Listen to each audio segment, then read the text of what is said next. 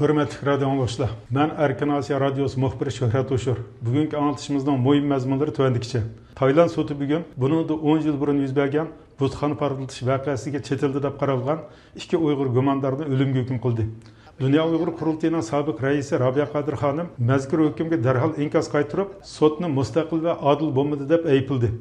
Dünya Uyghur Kurultayı bilen Uyghur Demokratiya İnsan Hakları Merkezi ve Germaniya Parlamenterdeki Uyghur Dostluk Grupsu'nun hemkarlıkıda planlangan 3. nöbetlik Halkara Uyghur Munbiri yığını tünügün 11. iyun günü Berlin'de resmi başlandı. Bu munberge parlament azaları, kanunsuzlar, alimler, insan hakları faaliyetçiler bulup 200 kişi katnaştı. Kurultay reisi Turguncan Alavuddin Echili sözde bu kıtımkı munberinin maksidi Uyghur kırgınçılığı hakkındaki tonişini hareketke aylandırış, yani tok tutuş tedbirlerini şekillendiriş ekanligini o'tirib qo'ydi.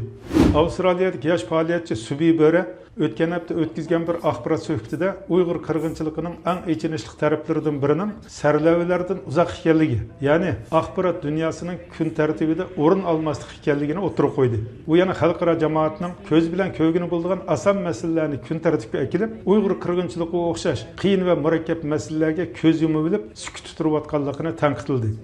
O'tgan hafta Amerika Kengash palatasida ochilgan bir guvohlik yig'inida Uyg'ur tilining bir madaniy meros bo'lishdan ko'p hayotiy kuchga ega strategik qurol ekanligi o'tirib qo'yildi. Bu fikrni o'tirib qo'yg'ichi palataning Cumhuriyetçi a'zosi John Curtis efendi bo'lib, u so'zda Uyg'ur tilining Amerika diplomatiyasi va davlat bexatarligi sohasi uchun strategik ahamiyatga ega ekanligini eskartdi. Amerika davlat ishlari kotibi Marco Rubio efendi tashqi ishlar ministrligining diplomatlarni ko'p til bo'yicha tarbiyalash planini amaliyleştirilganligini ta'kidladi.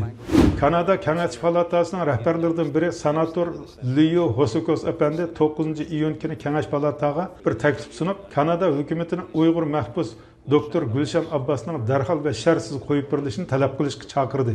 Uning bayonotida Gülşen Abbas'ның Amerikadagi singlisi Roshan Abbas'ның Xitoyga qarshi faoliyatidan o'ch ilish uchun tutilganligi eskartilib, buni chegara alqigan bostirishning tipik bir o'rniki deb atadi va Kanada Kengash palatasini Uyg'ur xalqining yanada turishga chaqirdi.